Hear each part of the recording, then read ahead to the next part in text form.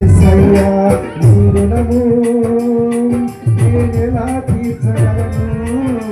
నీ ప్రేమను నేను ఎలా మరువగలనయ్యా? నీ రుణము నేనెలా తీర్చగలను? నీ ప్రేమను నేను ఎలా మరువగలనయ్యా? నీవు తప్పక నాకు ఎవరున్నారు యేసయ్యా? మళ్ళీ జన్మ నాకిచ్చి బ్రతికించినావు యేసయ్యా. స్తోత్రం.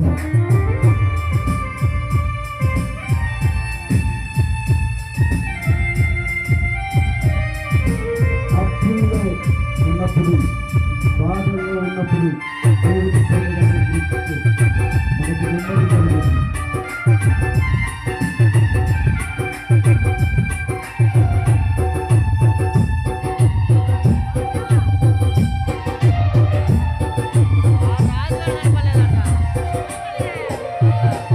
అప్పుడు నన్ను చంపతరమగా, బాధలు నన్ను మింగతరమగా,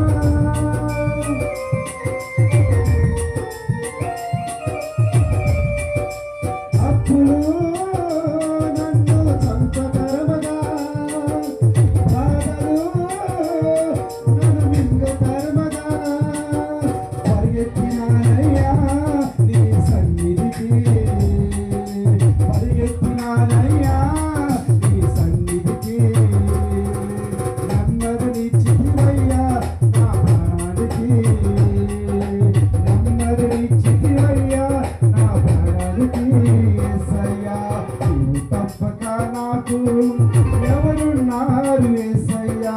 మళ్ళీ జన్మ నాకిచ్చి బ్రతికించినావు యేసయ్యా. కాబట్టి దేవుని ఎల్లవేళ దావీదులాగా స్వరమెత్తి పాడేవారిగా మనం ఉండాలి. పౌలులాగా ఆయన మాటను ప్రకటించేవారు.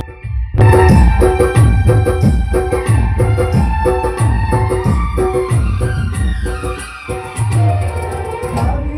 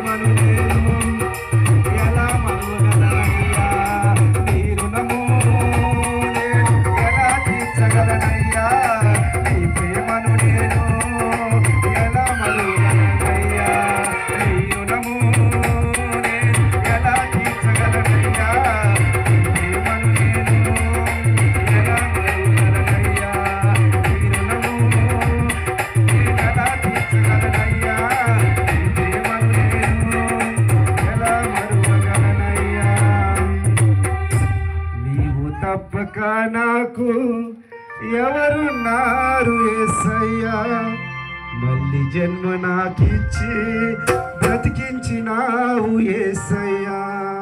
ప్రైజ్ గా హల్లెలూయా.